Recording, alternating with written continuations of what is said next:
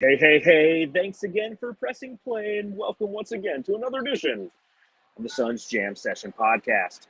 Coming to you live from the Footprint Center, downtown Phoenix. My name is John Boyd, a managing editor, Bright Side of the Sun, and co-host of the Suns Jam Session podcast. Here to talk to you today about the game between the Phoenix Suns and the Boston Celtics.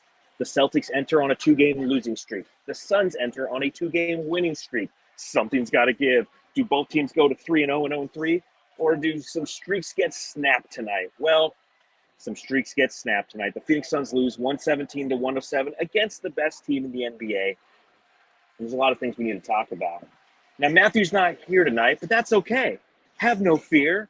Suns Geek is here. If it has to do with the Phoenix Suns, he's going to make a video about it. Ladies and gentlemen, boys and girls, children of all ages, Brandon, a.k.a. Suns Geek. Geek, how you doing? Thanks for joining me, brother.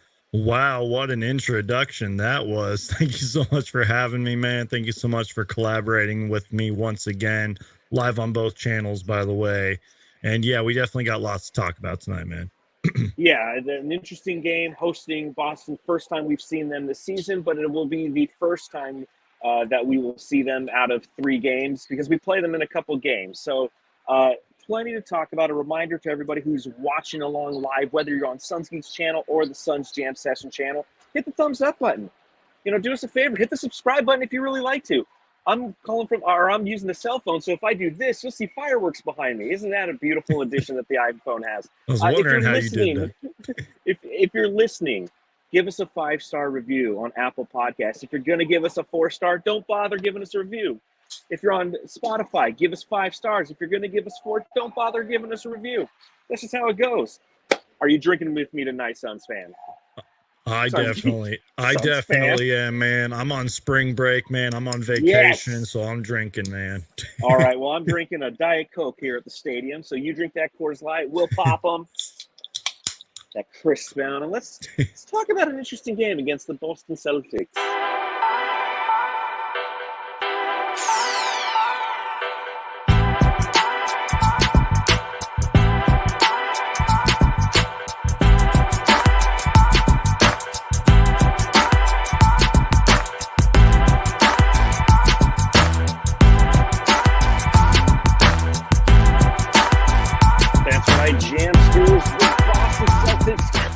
To Phoenix and beat the Phoenix Suns, a final score of 117 to 107.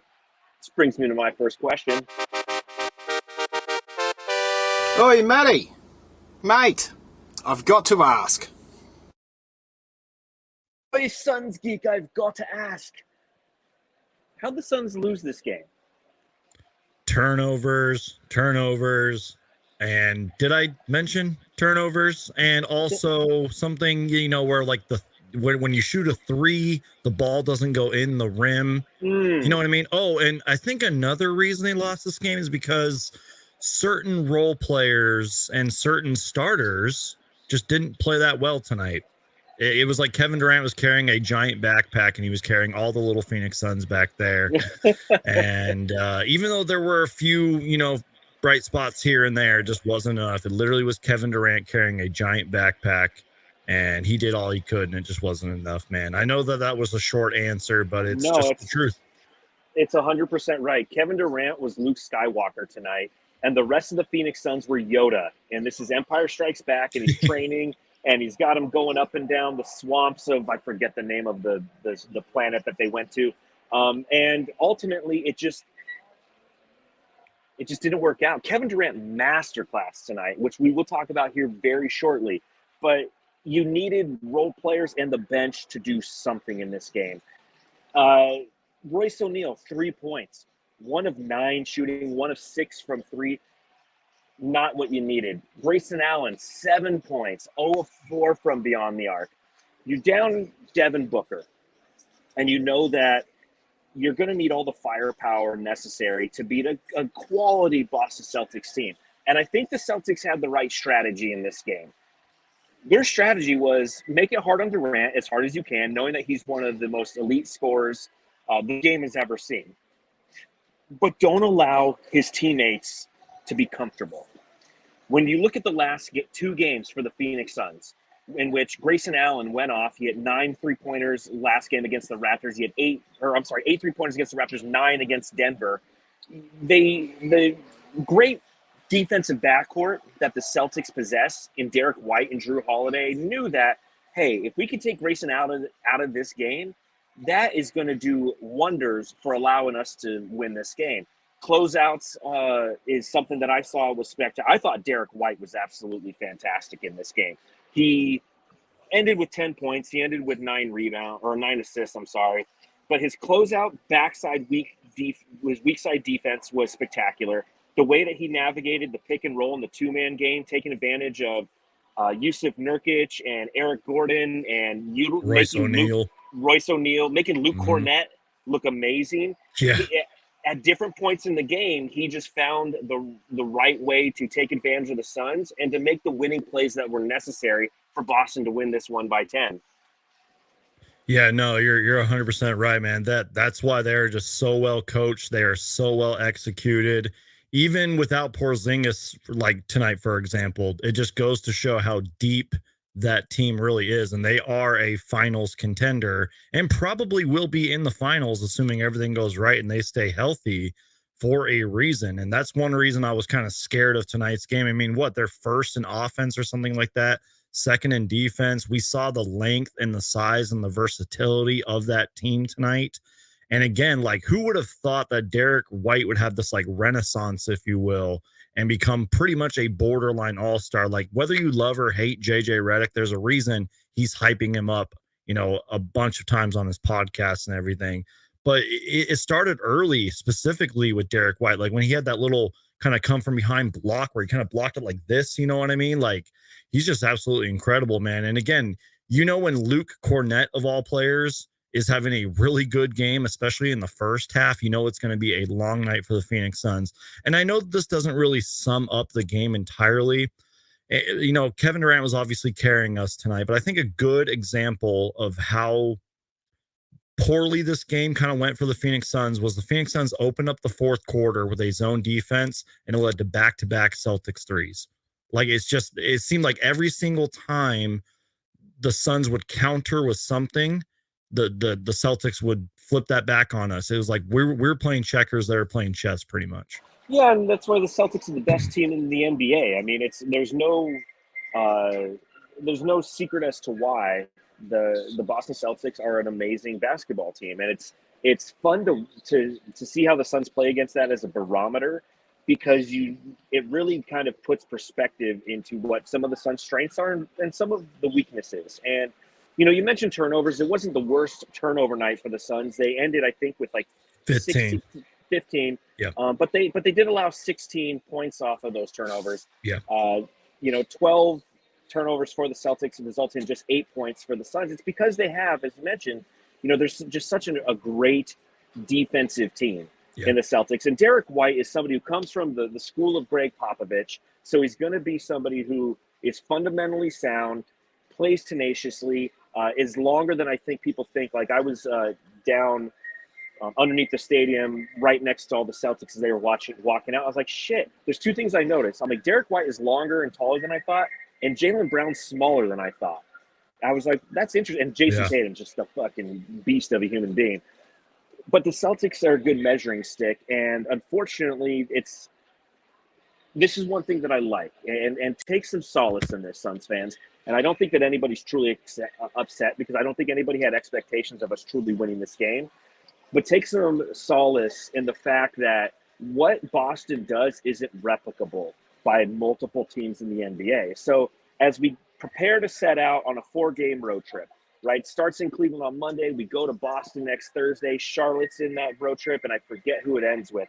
But if you are an advanced scout that they've sent out here to watch this game as their team prepares to play the Phoenix Suns, you're not going to take a whole bunch from what they did, because what the Celtics do as such a complete team is hard to replicate. And you're right. Every time the Suns did something, the Celtics had an answer in the long run. The Suns put together a 9-0 run, get it to within 3 points at 77-74. The Celtics respond with a 21-10 run, and that was kind of the ball game right there. It's the shoulder between the third quarter and the fourth quarter. There's about 6 minutes in there, last three of the third, first three of the fourth, that were really, really important because Vogel had to pull guys out, right? Frank Vogel had to make some decisions and give guys rest. He had to give Beal rest. He had to give KD a little rest. So the first drop of the night, yeah, we're going to go with the head coach. Feel free to dance, Suns Geek.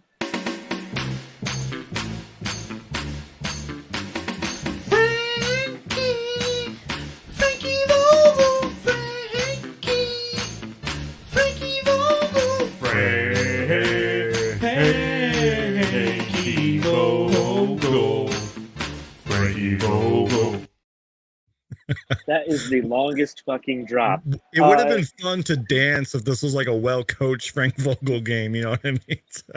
So that's my question to you. Tell me about your observations on Frank Vogel's coaching, because I see a lot of people in the chat. I see a lot of them are frustrated with some of the moves that Vogel made. I have my certain kind of points and opinions on it, but I want to hear it from you, Geek. Oh boy, here we go.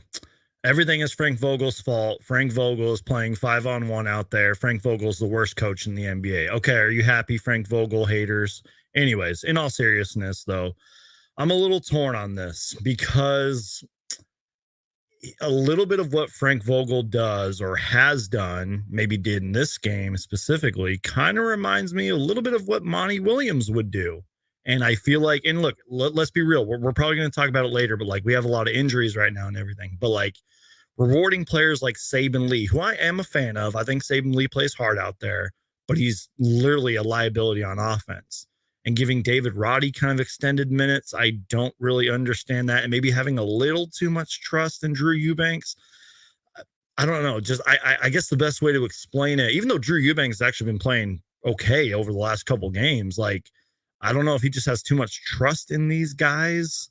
I'm not really like using Frank Vogel as my scapegoat, if you will, but I have noticed as the season's gone on, especially post All-Star break, that some of his rotations and decisions, if you will, are a little bit questionable. Not sure if that really answers your question, but I'm noticing as the games go on, I'm like, why is this lineup out here? What's Frank Vogel doing, man? So Frank Vogel's in the chat and he's watching us. He gave us $5 in the super chat. So thanks, Coach. I apologize for some of the things that Suns Geek just said. And I apologize for some of the things that I'm about to say. No, I'm with Aussie Suns fans right here. And real quick, Aussie Suns fan says, stop blaming Vogel. He didn't go 1 of 12 from 3. Preach. Start blaming the Aussie Suns fans because these motherfuckers had another watch party. I noticed and that. They didn't post anything about it. It's like, guys, if you're gonna have watch parties, fucking tell me so I know not to get my expectations high. Like I would have stayed at home. Like I would have known it was a loss. And I'm just kidding. Boston was in town. I'm gonna go to this fucking game. But here's my question, okay? And I want to see kind of what the chat says here. So I'm gonna ask this question kind of holistically to everybody. And I want to know what your thoughts are on this because you said like, okay, maybe a little too much trust in Drew Eubanks. I can agree with you to an extent, and that's where potentially Thaddeus Young could play, right? Exactly. Okay, so I agree with that one. I agree with, like, you know, you put Eubanks out there for the first rotational push, and if you don't feel like he's got it, then pull a different lever because that lever is available. The challenge I have is, like, Sabin Lee. Now, Sabin only played 4 minutes in this game because the first 3 minutes that he played were god fucking awful. Yeah. Mm-hmm. Okay, 2 missed threes, line drive threes. He had an offensive foul, and then he got his ass blocked by Drew Holiday. Okay, so he was out of there. But here's my question: who else do they have? Yeah, that's what I'm saying. Like with the injuries and especially everything tonight, you only have so many, bodies you can go to. Which is the Thaddeus Young just being completely benched, playing 0 minutes makes no sense to me. I mean, at some point you got to go with somebody else. And again, I'm rooting for Sabin Lee. I was literally texting my friend the other day. I'm like, dude, he plays hard out there, man. Like I said, offensive liability. I don't care. He plays hard. He can get to the line, but you're right. Those 3 minutes or 4 minutes were pretty disastrous. He looked frustrated out there, and I'm glad he got benched early. And that's the challenge that we have right now with Booker out, with the Kogi out. And that's the key because with the Kogi being out, that's a lot of minutes that the Suns don't have available. And defense. And Nasir Little's out, and obviously Damon Lee's been out all season. So like I'm with you, Suns fans. When I see Sabin Lee come in the game, and I know like if Matthew was here, he would sit here and tell me how great Sabin Lee is, and I'll even play his drop because we're talking about him. Mr. Lee, Mr. Lee, you are cleared for takeoff. But Sabin Lee is not the answer, but it's the only answer that Vogel has right now. So people are dogging his rotations. But, like, the only other thing is, like, okay, you played Bradley Beal, like, 45 minutes out of the game. It's just, unfortunately, it's the state of the Suns right now due to injuries. You have a Kogi back or not both, but or Devin Booker. That changes the rotations and the players that are available. Now, I do agree, Frank, you're in the chat, you're watching. Man, I wish you would have played Thad Young a little bit, because Eubanks didn't necessarily have it, but that's not what changed the game. That's not what lost this game, were the Drew Eubanks minutes in this game. He played 11 minutes. He was a negative 20. He had the worst plus minus. But you know what? I feel like Drew Eubanks gets way too much hate, man. Like, if you go back and watch those last couple of games, he actually played really well and was a contributing factor in a lot of those games. Like, yeah, he's had some bad games here and there, but Suns Twitter just dogs on him and trashes this guy. I'm like, dude, he's not like a Landry Shamut out there. Like, the dude fucking plays hard, sets hard screens and everything. I'm just like, dude, like, what is this hate with Drew Eubanks, man? Like, we would have traded him if he was that bad, dude. The reason the hate exists is because everyone wants to see Thad Young. Exactly. And it's because Thad is the new toy. We haven't seen very much of him. And whenever something doesn't go right, you start to go, well, what other option could have existed, right? Mm-hmm. And that's the challenge. But it does beg the question, like, has Drew Eubanks entered that scary zone, that place that nobody wants to go? You're traveling through another dimension, a dimension not only of bricks and of boards, but of mind. A journey into a wondrous land whose boundaries are that of stagnation. That's a signpost up ahead. Your next stop, the Shamut Zone. The Shamut Zone, for those of you who don't know, is when a player becomes unconfident in themselves. Landry Shamut had issues with this a lot during his playing career with the Phoenix Suns, where he came here as somebody who was expected to hit the three ball and be somebody who could be productive off the bench. There's like a whole group out there and they're talking. So I'm sorry if the audio's a little funky here, folks. I'm still here. So my apologies. But that's the issue that I'm having with Drew Eubanks right now, is he is playing unconfidently in certain aspects of his game. And when as the game goes along, Eubanks does get better, I've noticed. But those first 4 or 5 minutes, that first rotation that he comes in, he's happy feeting it around. He's just not as productive as you potentially want. And again, I think it's part of the new Suns syndrome. You want to see a guy who you brought in to be a defensive assister, if you will, and also somebody who can rebound the ball. And because we haven't seen Thad Young, anytime that Drew Eubanks has negative minutes, you're going to get negative Drew Eubanks talk. Yeah, no, I'm right there with you, man. But I responded to somebody in the chat. I'm like, Thaddeus Young's played like one or two games. Like, I want to see him, man. Like, kind of how you were saying, like the shiny new toy. I want to see the shiny new toy because some of our role players just aren't getting it done, man. Especially with all these injuries. I don't know why we're not playing Thad Young. That's all I have to say. Well, it's probably because he's a buyout guy. Yeah. And he's super old. Like, that's just kind of the why. Like, buyout guys don't change your fucking season, fans. I have to remind you. I have to say that too, because there's so many people on Twitter that like, this player is going to save our season and we need to go get this guy. I'm like, dude, that guy hasn't played in like 2 or 3 years. And I'm talking about the Otto Porters and the John Walls. Like, those guys are not saving our team. Correct. And annoying, a guy who can save our team. Who the heck are you? I'm Kevin Durant. You know who I am. Y'all know who I am. Did anybody see a sniper? Did anybody see anything? I'm one of the best players to ever play the game. Oh, Kevin Durant, you beautiful bastard. You 45 points tonight, 10 rebounds, 6 assists, 1 steal. Did have the 6 turnovers because that's KD. But 18 of 26 from the field, 5 of 7 from the free throw line, and 4 of 7 from beyond the arc. A masterclass. And I know I probably use that word a little too often, but I did write in the recap for Bright Side of the Sun, a KD masterclass was wasted tonight because he looked absolutely fantastic against a tough defensive team in Boston. What did you see, Suns Geek, from KD tonight? Absolutely incredible shot making. And I know that's like cliche analysis, but it's true. 18 for 26. Guys, Kevin Durant is 35 years old. He had 45 points in 37 minutes. Let me repeat that. 45 points in 37 minutes on 18 for 26 shooting. Go back and watch that like little stretch run when we were down and he just literally not just offensively but defensively carried us back into the game, man.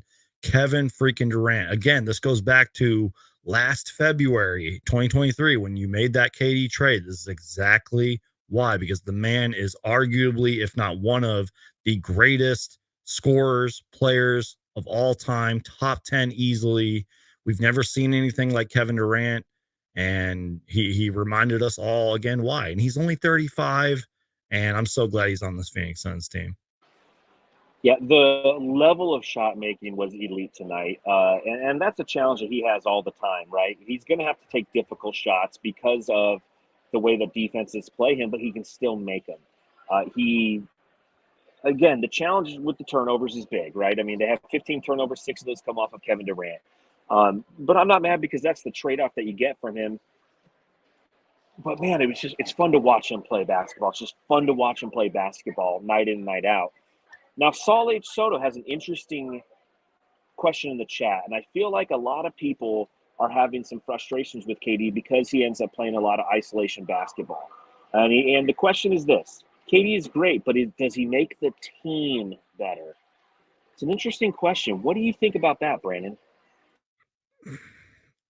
I mean, I don't know what our record is with him. And again, we're only this isn't even year 2. Like, this is like year 1 sort of still. Like, it's a carryover from year 1 if you think about it.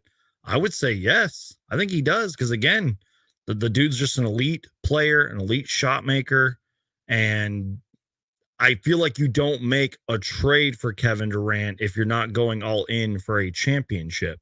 Now, I know that there's a lot of McHale and Cam stands and all that. I'm not saying Saul's one of those people, but like, I think he does make the team better. Now, that's still yet to be determined because we don't know what's going to happen in the playoffs. I'll just put it this way. If we don't win a championship with Kevin Durant, then yeah, he didn't make the team better. But I mean, we're still in this trial. We're still going through it with Kevin Durant. You know what I mean? Not really sure if that answers your question, but yeah. I'll make this nice and easy. Abso-fucking-lutely he does. He's Kevin Durant. You know who he is. Now, I get it. The isolation ball can drive people nuts a little bit from time to time. And the turnovers. I understand that. But you need to have an elite talent to win in this league. Exactly. Right? You need to have a guy who in the last 5 minutes of the game, you can give to him and you have confidence that he's going to make the shot. That's Kevin fucking Durant. That's why you have him here. Would you ever rather have Mikal Bridges, who's like fleeting away in Brooklyn right now and has having an identity crisis? But the vibes with Cam and the twins. Yeah, and it was great. And don't get me wrong, it was great. And it was a building block to what we are now. Oh God, can you hear that? A little bit, yeah. Okay, I'm making a really good point. This guy's really fucking me over here. The challenge, go out 108, everybody. I have a segment I can do while he's talking. Do a segment. And I'm going to come back to Kevin Durant. Cool. All right, guys. So I meant to talk to John about this prior to the show. There was a little bit of a mix-up. I thought I was recording with Matthew tonight. So I was telling Matthew what I wanted to do in terms of segments. And I'm not going to spend too much time on this. Or something. I know. I didn't know, dude. I didn't know who I was recording with tonight. But I wanted to talk to you guys about, and again, we're going to get back to KD and the rest of the game and all that good stuff whenever whenever that guy's done talking anyways. Yeah, he shut up finally. Okay, cool. Go ahead. I do have some segments that I want to touch on. We don't have to spend too much time on it. Let's talk about, let me finish my KD point and then we'll go to what you're going to talk about. But absolutely KD makes this team better. Again, I can understand frustrations that you have, but we can't be those fans. Okay, because I'll talk about on the Subreddit Stakeout where all they did was dog Jason Tatum all fucking night. You guys should be thankful that we have Kevin Durant on this team. His elite shot making. Yeah, you know what happens tonight if his teammates make the fucking shots? When the gravity that he pulled in and he passes it to Royce ONeal and Royce ONeal goes 1 of 9 from the field, KD doesn't make his team better because he's passing to wide open guys and they're not hitting it. Grayson Allen 0-4 from beyond the arc. That's not on KD. He did his job. He got them open. They have to hit those shots. So I get the frustration that people can have time to time because of turnovers, okay? But if that's the price we have to pay for 45 points, if that's the price that we have to pay to have somebody next to Devin Booker, so you have two, May with Bradley Beal, 3 guys with under 5 minutes who can go down and can create their own shot.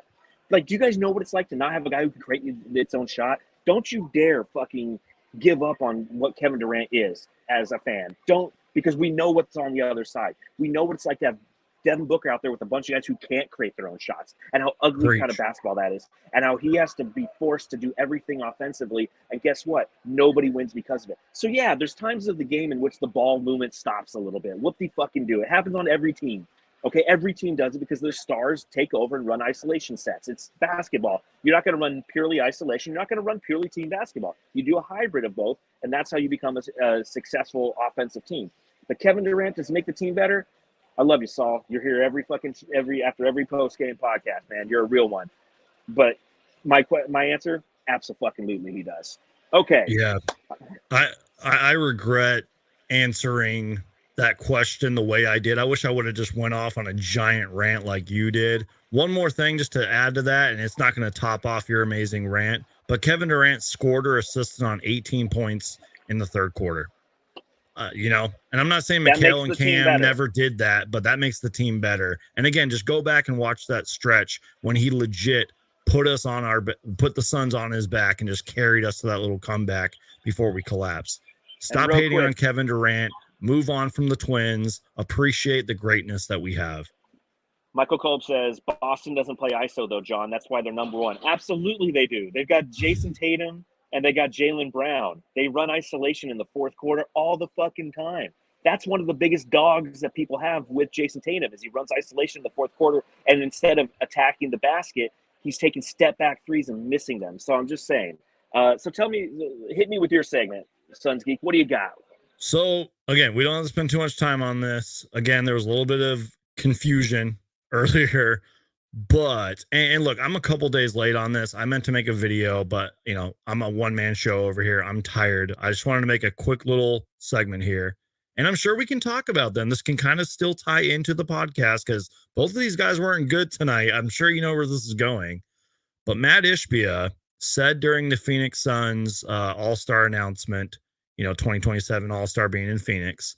And I'm reading his quote here that we hope and expect to have both of these guys back along with keeping this core team together because we love our team and we're going to compete at the highest level and hopefully in the playoffs and very soon see them all play together. And he's talking about Grayson Allen and Royce ONeal. Now, I know everybody's like, oh, the second tax apron salary cap that I didn't care about earlier. No, Matt Ishbia doesn't give a fuck. He's going to pay these guys, and he absolutely needs to do it, especially Grayson Allen. That was a little small segment I wanted to go on. So just trust in Matt Ishbia. The front office are going to bring back Grayson Allen. They have to bring back Grayson Allen. I know that he had a bad game tonight, but this dude has been instrumental to what the Phoenix Suns have done this season.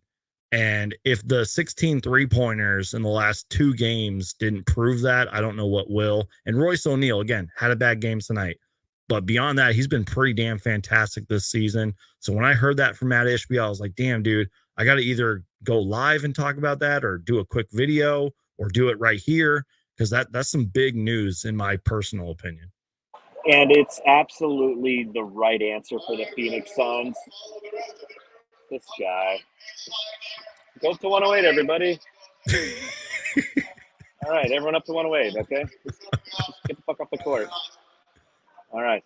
Absolutely. It's the right move for the Phoenix Suns, and it's the best way to develop and build this roster. They tried earlier this season to put young, prove-it guys out there around their big three. The Keita Bates-Diops, the Yuta Watanabes, the Chimezie Metus, the Jordan Goodwins, the guys who they thought, hey, we put young, hungry, athletic, long guys out here. They're going to produce for our team, and they're going to be out there fighting because they want to get that next contract. So we're going to put them in a situation where they can be successful. Well, guess what? They weren't successful because of the tentative nature in which they were playing with. They were playing next to great superstars, so they weren't, and I've said this numerous times, they weren't playing to make the right play. They were playing to not make the wrong play, so they played scared. So Grayson Allen, you don't have that issue. Royce O'Neal, you don't have that issue. Those guys are confident in who they are and what their identity is in this league. So those are the type of guys that James Jones realized halfway through the season, shit, I got to press reset. And moving forward, hey, Ishbia, this is how we're going to have to build this roster out over the next 3 seasons, is put confident players, veteran players, around our big three if we want to have any chance of being successful. And you're seeing that. And yeah, Royce O'Neal had a bad game tonight, man. 1 of 9 from the field, okay? Yeah. But you look at the way that he stuffs the stat sheet outside of tonight, and his offensive rebounding, his defensive rebounding, his steals. I mean, he still had 5 rebounds, 2 assists, and he had a steal in this. And he was he was a team best plus 10 out there tonight, even though that doesn't really matter in the plus minus. So he contributes night in and night out. And knowing that when everything's right in the world, he's coming off the bench, that's unbelievably huge because it unlocks not only a good second team unit, but it unlocks some very interesting roster combinations for this team at different stretches in the game. And he's somebody who you're confident in putting out there with your final 5 to close out games. So love that Matt Ishbia is willing to invest in this team. The All-Star game is coming here in 2027, which is another huge win for the Phoenix community. We might have our qualms over what the game is. That's the All-Star game and the events around. But when you bring that to your city, you're bringing money into the city. You're bringing positive things for your community. And that's what Ishbia cares about. He's decided to take this franchise and try to make Phoenix a pure destination. It's like we drafted the perfect fantasy owner. And, it's strange to go from somebody who is afraid to rub 2 nickels together because of friction, not alone lead a toxic culture within his front office, to go to a guy who's just win after win after. I can't even count all the things that Ishbia has done right, but this is another example of him going above and beyond and doing the thing that's in the best interest of not only the organization, but the fan base as well. So it's easy to get behind this team and know that this is a process. It's going to take time to get where we want to go. But man, great decision by Ishbia. And a funny comment when he's like, "What's the Saks apron? I don't even know." Yeah, exactly. And like another thing I love about Matt Ishbia, and I've said this so many times, I feel like it kind of gets overlooked, what he's doing for just sort of the culture and the community of Phoenix as well. Like I have a friend who works for Footprint Center, and she's met Matt Ishbia. You know what I mean? Like the little changes he's even doing for just the employees of Footprint Center is like beyond what you know who, I'm not even going to say his name, did. You know what I mean? It's just shout out to Matt Ishbia, man. Like I know that fans love to criticize the KD and Beal trades, and I know all these people are going to be coming out of the gates if things don't go our way this season, but it's year 1. It's like I was saying earlier with the Kevin Durant thing. We're still like in year 1 or year 2 with this Kevin Durant big 3, change with this team is going to take time. And I remember when I was on our friends, the PHNX podcast, it was me and Espo, we were talking, we were like, this is a 2 to 3 year window. You know what I mean? It's like, we may not win the championship this year. Like, yeah, I want us to win. I believe we can win, but are we going to win? I don't know. But it's a 2 to 3 year window. And with the little moves, like even just something as small as the Royce O'Neal move, little moves like that, Matt Ishbia can go into this offseason and be like, all right, we're going to tweak some things here, change some things up, and then bam, we're right back in it. So it's like you said, like it takes time. We'll see what happens. And shout out to Matt Ishbia, man. He deserves nothing but just 110% credit, all the flowers, all the praise in the world, because he literally saved our franchise. No, I completely agree. We needed it so bad. Got another great question in the chat. Thank you to everybody who's watching along live, whether you're doing so on Facebook, Twitter, YouTube. Make sure you subscribe, rate, review on the Suns Geek channel and the Suns Jam Session YouTube channels. It's the best way to support the podcast. John Nelson asks in the chat, he goes, Eubanks terrible blocking out. Why can't Azubuike play? What are your thoughts on this, Suns Geek? Yeah, for those of you who are listening on the Suns Jam Session podcast, Suns Geek went put his hand on his face, So tell me why that reaction. Because this is not NBA 2K, and that doesn't mean a bigger body with a longer wingspan is going to produce better results. It's just not happening, man. He was inactive tonight for a reason. Maybe that's because he's on a 2-way contract, and 2-way players are not going to save this team. No offense to Sabin Lee, because again, I'm rooting for Sabin Lee. But again, we tried the I call him Udoka because I can't pronounce his last name. We tried the Udoka experiment. He showed a couple flashes here and there. He got pulled out of the rotation early, and sometimes I forget he's even on the team. No offense to him. I'm sure he's a nice guy, and I'm sure he plays his tail off, but I don't know. Here's the reason why, and it's simple, okay? Sabin Lee is a two-way contract player, and he's playing because of injuries right now. Exactly. With Devin Booker out, with Nasir Little out, with Damian Lee out all season, and with Josh Okogie out, like I said earlier in the podcast, the minutes need to be filled by somebody. And it was only 4 minutes to Sabin Lee tonight because he was garbage. Mm-hmm. The reason you don't play Udoka Azubuike is simple. You need to allow Drew Eubanks an opportunity to figure it out. Okay? Preach. Because guess which one between him and Udoka Azubuike are going to be on your playoff roster? It ain't Drew the two-way Eubanks. player guy. So you're not going to sit there with less than 25% of the season to go and bench Eubanks so Udoka Azubuike can go out there and get some reps in, because now you shattered the confidence of a guy who's already playing kind of unconfident. Now, again, I agree that Thaddeus Young, who is smaller than Eubanks, should have an opportunity to get out there and get some reps, okay? Because that guy is going to be available for your postseason roster. But Udoka Azubuike ain't it. He's not the answer there. So I get it. And again, every time the Suns team loses, anybody who doesn't play is going to be questioned by the fan base as to why they didn't get minutes, I'm surprised no one's be like, well, where's Ish Wainwright? Why is he not out there playing? Save our season, Ish Wainwright. The best guy off the bench tonight, though, no question. Up in the sky! It's a bird! It's a plane! It's Bull, motherfucker.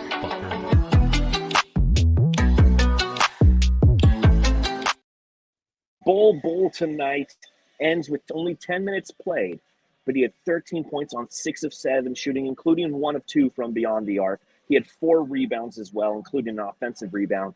Easily the best player on the bench tonight. The bench scored a total of 16 points against the Celtics tonight. Bull had 13 of them, Suns Geek. Tell me what you saw from our favorite bench player now? From Phoenix Suns superstar Bull. At least he did something and produced out there. I don't even care if Bull would have went like 5 for like 30 this game. At least the guy contributed, played hard, showed a lot of effort and consistency out there. I think one of his first possessions was an open 3 he made. Then he had that beautiful little up and under. And then after that, I feel like he got off more points and everything. He tried out there, man. And again, I know it's not all about the stats and everything, but he was our leading bench scorer off the bench, just continues to get minutes. And even though I was kind of giving Frank Vogel a hard time for trusting certain players, at least Frank Vogel keeps going to Bull and trying and trusting him out there. I will give Frank Vogel a little credit for that. Now, look, is Bull obviously the answer going forward off the bench? I don't know. That remains to be seen. But I don't know if I expected this when we first got him. You know what I mean? So I'm happy for Bull, and at least he produced out there. I didn't expect for this from him at all. I mean, I know you didn't. Pretty adamant on record being anti-Bull, and it didn't make sense. He's in the rotation. Come postseason, he has to be in the rotation. Yeah. Does he have some defensive opportunities relative to how he rotates and understanding what defenses or opposing offenses are trying to do to him? Absolutely. Yeah. But what he's been doing on offense, what he's been doing from a shot deterrent standpoint on defense, what he's been doing from a rebounding standpoint, I mean, to come in and consistently give you 10 to 13 points and a few boards, that's what you need right now. That's the challenge that this team has had throughout the season, is where they don't have consistency coming off the bench. And so if they've got somebody who's giving them consistent minutes, I'm all about it. So a great performance by Bull. I want to get your thoughts on the David Roddy minutes. There he is! There's the Rody one! There is Rody! 6 total minutes from Roddy the Body, and he was 1 of 5 from the field and 0 of 3 from beyond the arc. And it was unfortunate because a couple of those threes came at a vital time in this game when the Suns had finally closed it down to a 3-point deficit, and they had a couple possessions in which they stopped the Celtics, and they could have tied or at least had a 1-point deficit. Roddy took some Sabin Lee-esque line drive 3-pointers. Wasn't really a fan of that. He kind of looks like a player in the middle to me, right? He's got a wide body, but due to his shortness, he doesn't really do a good job bodying anybody up or being effective rebounding. Couldn't shoot the ball tonight. What do you see from David Roddy and his 2 total points? Not very much. And I feel like if it wasn't for those 2 back, I believe it was back-to-back missed threes at a very crucial time in the game, maybe I'd be talking about David Roddy in a better light, if you will. But I didn't really see much. And really, when he's out there in general, I don't really see much. He kind of just goes to the corner, launches the 3. And I respect the confidence. Like, I understand why you would want to shoot, especially on a team like this. But he is what he is at this point. He's just a big body out there, no pun intended. I'm sure he plays hard. I'm sure he is a pest on defense in practice, but he's coming off the bench for a reason. I will say this, though. There was one specific play where Jason Tatum, he had to kind of close out on Jason Tatum. Tatum took him up, and he kind of threw his body, and he put his hands up, and Tatum missed. But again, that didn't save the game. It was noticeable, though. I was like, all right. But beyond that, didn't really show much. And I'm sure he's a pest in practice. I'm sure he works his tail off. But I don't know, man. So, Suns fans, I hope you just heard everything that Suns Geek said, because there were games where the Suns lost, like against Houston. And people were saying, well, where's David Roddy? Right? Everything that you're saying in the chat, well, where's Thad? Where's Udoka? Like, just because you lose doesn't mean everybody needs to play. And David Roddy's a good example of that. He's, as you mentioned, he there's some challenges that he has. And just because, like, everybody can't play. It drives me nuts. One guy who did play, and the only other guy who had more than 20 points in this game. And she said, you're not the only one, but you're the best, Bradley. Bo, bo. 10 of 20 for the field for Bradley Beal, ended with 25 points. He was 3 of 5 from beyond the arc. He had 4 assists. He had 3 steals. He only had 1 turnover. They made it hard on Bradley Beal in this game. They definitely did. The Celtics and that swarming defense, that's what they did. They forced him to take a lot of difficult shots, and that's why his shooting percentage was only 50%. We needed another 10 points from him. It just without the support around Kevin Durant from the other ancillary players, you needed him to be just a little bit better tonight. I know it's not this simple because, again, this isn't NBA 2K, but it's true. Like, if we would have maybe gotten an extra 10 points from Bradley Beal tonight, maybe this game would have swung in our favor, or at least maybe we would have went into overtime or something like that. But they did an absolutely incredible job of just kind of swarming Bradley Beal, getting him out of his rhythm, if you will.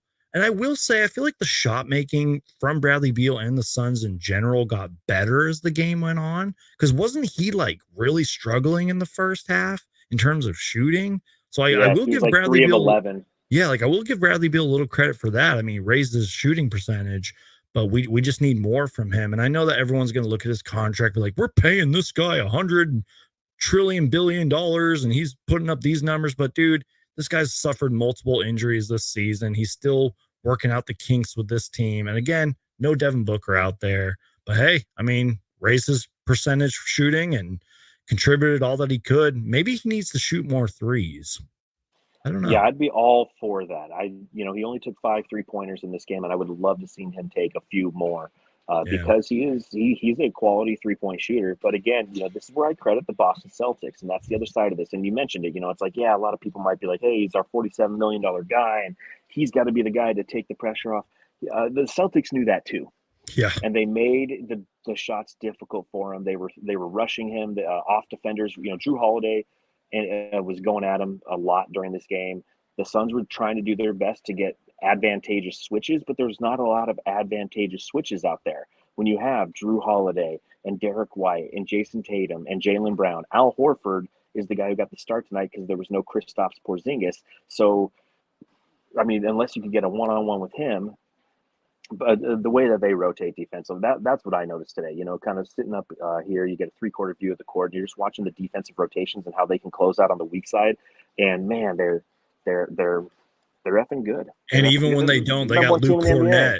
They got Luke Cornett who just jumps up in the air like this, and it distracts every single shot. And again, when you make Luke Cornett look really good in the game, offensively and defensively, you know he had a good night. Exactly.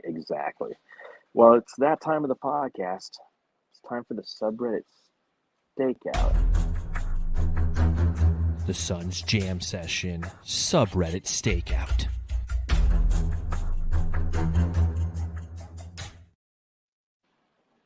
Where is she?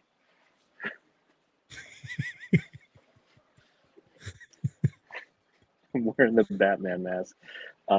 So I spent some time in Boston tonight. You know, park your car and have it yard on the subreddit stakeout there, and fuck your mother and all that fun stuff. And I will say this: the subreddit stakeout for the Boston Celtics wasn't one where they were dogging the Phoenix Suns. This isn't a Western Conference team that is a rival. This is the Boston Celtics, who we play twice a year, and they're the number one team in the league. And all they did was, for the most part, bag their own team. I mean, so much anti-Jason Tatum stuff. It was ridiculous. But that being said, they did have a few comments here and there, and I'm here to share that with you, my fellow Jamsters. You know, you them fucking pricks. Refs can eat a bag of dicks.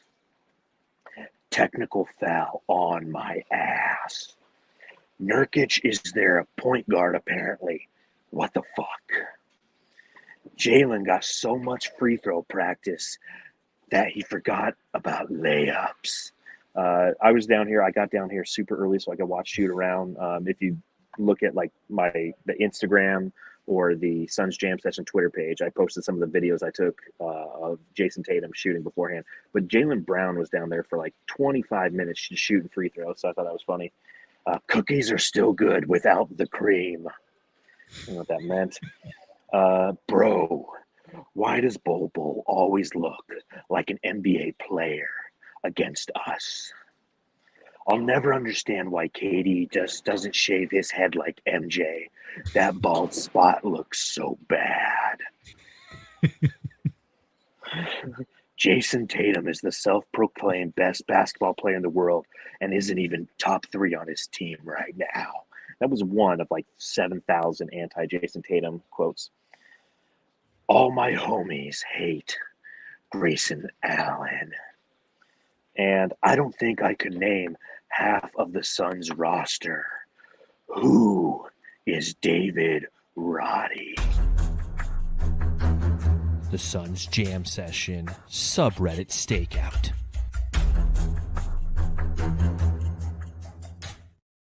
There you go, Jamsters. I officially did it. I did the Batman in the Footprint Center. Things I never thought I would do in my life. I saw that podcast where the security guard was giving Matthew. Yeah, that pissed me off, dude. Oh man, I'd be so mad about that. He's like, yeah, like credential, hello. Yeah. The guy's like, nope, you're out of here. So good God. I need to talk to Matt Ishbia about that. I got you guys. Don't worry. Hold on, John Tran, Batman, but make it Boston. Can you try? Ha ha. So park the car at Harvard Yard. I don't know if I can do it like park the car in Harvard Yard. You fucking wanker. Now see, like I went British on there. That's not cool. That's not cool. Anything else that you saw from this game that you wanted to talk about, or any other segments that you wanted to do, Suns Geek?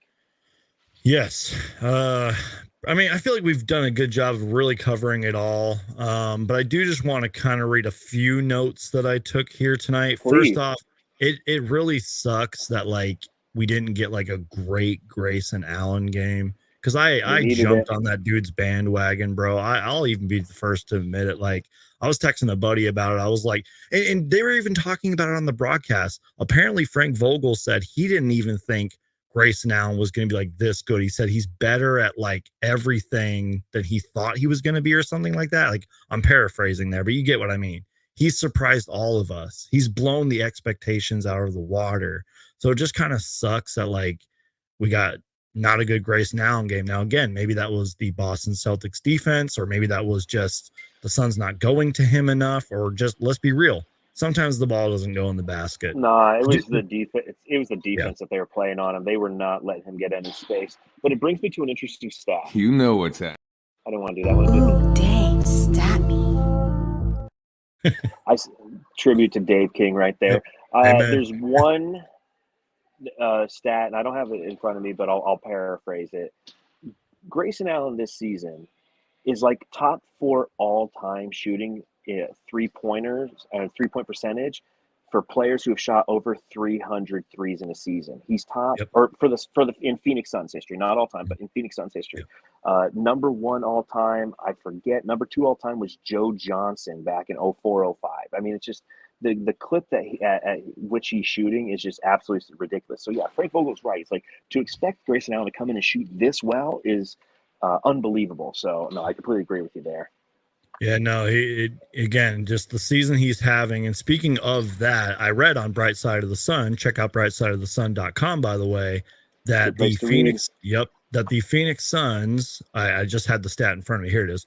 The Phoenix Suns are 7-2 when Grayson Allen reaches 20 points or more. And then that line was followed by keep feeding Allen and limit the turnovers. Even though, like you said earlier, it wasn't the worst turnover night for the Suns, we still had 15 turnovers. That's how I look at it anyways. You know what I mean? Frank Vogel said it early in the season, dude. He's like, turnovers are unacceptable. Don't really know where I was going with all that Grayson Allen and turnover talk, but it was just some stuff that I noted. And real quick, because I know we got some time to kill here, one of my little segments I wanted to do was a small little injury update. It's not going to change our season. Like, we're not going to see these guys for a while, but I thought it was noticeable. And you were at the game. You saw Devin Booker and everything warming up. He was warming up tonight. That's the first update. I'm not saying he could have gone out there and played, but like, he was shooting out there. He was looking pretty good. Real quick, before I go on with this injury segment, did you see anything from Devin Booker that I might have missed? Like, did you see anything or... No, he looked fine. He's moving around laterally. I mean, all the things he's checking all the boxes. I just think that Vogel, it's not the playoffs. I mean, and they said it last week that if it was a playoff game against the Denver Nuggets last Tuesday or whenever that game was, he would have been playing. So they're just being overly cautious with him, which is understandable. We're not in the postseason yet. If this is the postseason, it's a different story. But Frank Vogel is allowing him to fully recover in every capacity. So he was out there pregame, moving around, looking good. But they had announced right before the game that indeed he was going to be out for this game. So I'm guessing he's going to be back on Monday against Cleveland. That's my guess. Yeah. And real quick, earlier when you were talking about the schedule, our last game of this road trip is against the Milwaukee Bucks, and it's a morning game. Just wanted to let people know that. 10 a.m. Arizona time game. That's going to be a very early game. And real quick, you guys, before I go on with this injury segment, this isn't going to like change our fortunes. We're probably not going to see a lot of these guys for a long time, but I feel like this is a little significant. I don't know what a PRP injection is, but apparently Nazir Little received that recently, and it's going to sideline him, quote, a week or so. But I still feel like that was a significant update. And then I'm sure you saw this, John. Damian Lee was in practice clothes shooting around.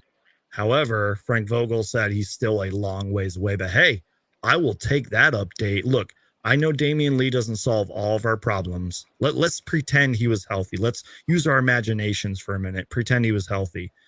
I know he doesn't solve all of our problems, but I'm sure he'd get us a couple more wins than we have now. That's how much of a believer I am in it. Like, could you imagine Damian Lee and Grayson Allen out there with this team?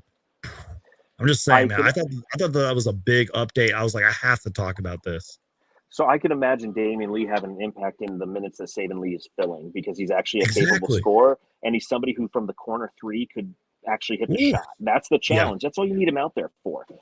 He's somebody who's going to, but again, we're at that back end of the season, and he's going to have an opportunity to get in there. It's going to be really interesting if Damian Lee gets healthy even enough plays. To even play, exactly. And I hope if he does play, like be a contributor, you know what I mean? That's how far away he probably is. But I was like, we have to at least mention this. Like, again, we don't spend too much time on it, but I had to talk about it. No, I completely agree. And it's obviously, Nasir Little, him being out is unfortunate, but he's, not been a major contributor this year. He had a few good games at the front end of the season. He's somebody who does have athleticism and does have the ability to he plays hard, things up a little bit on defense, but ultimately he won't be in our rotation. Exactly. Whereas Damian Lee does have, I was having a conversation with a couple guys here before the game, and we're having that exact conversation. Is Damian Lee somebody who becomes a rotation guy if he comes back in enough time? And I think that he potentially could. because he gives you an elite skill set that, given the gravity that this team can create, he can, if Kevin Durant's out there and Booker and Beal are both sitting, he's a guard and he can be in the corner and he can shoot the three ball effectively.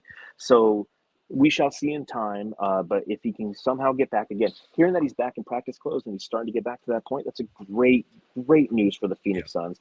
Damian Lee is somebody who we all appreciate what he did last year. Obviously, his confidence kind of went at the back of last season. Yeah, after the All-Star break.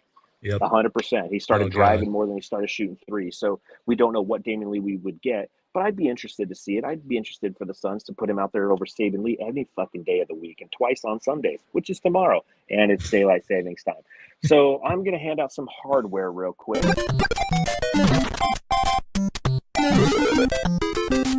Jam star of the game. I don't know if this one even is a debate. If anybody has a case for anybody other than Kevin Durant, I would absolutely love to hear it. Suns Geek, is it Kevin Durant? Is that your jam star of the game? Yes, because Kevin Durant makes this team better, and the Suns were right to trade for Kevin Durant. There we go. That's the answer I should have had originally. That's the fervor I like to hear. Who cares what people think, man? If they think I'm wrong, oh, well, I'm wrong. Guess what? It's okay to be wrong from time to time. Next up for the Phoenix Suns, we head out on a 4-game road trip. As I mentioned a little bit earlier, first stop is Cleveland on Monday. Then we go to Boston. Then we go to Charlotte. And then we go to Milwaukee, as Suns Geek mentioned, to close out the 4-game Rody, going up against the Cleveland Cavaliers. So this is a team that currently 41-22. They're the second best team in the Eastern Conference. So the Suns get the first best team in the Eastern Conference, then the second, and then the first again. We told you that the schedule was going to get harder, okay? Here it is. This is a team that has the second best defensive rating in the league and the 6th best net rating. Now, granted, they do have a little bit of injury issues right now. I know that Evan Mobley is out with an ankle injury. Matt Strus was out Friday against Minnesota. Yeah. Ty Jerome, old Ty Jerome, that's Former where he's at now. You're a real one if you remember that.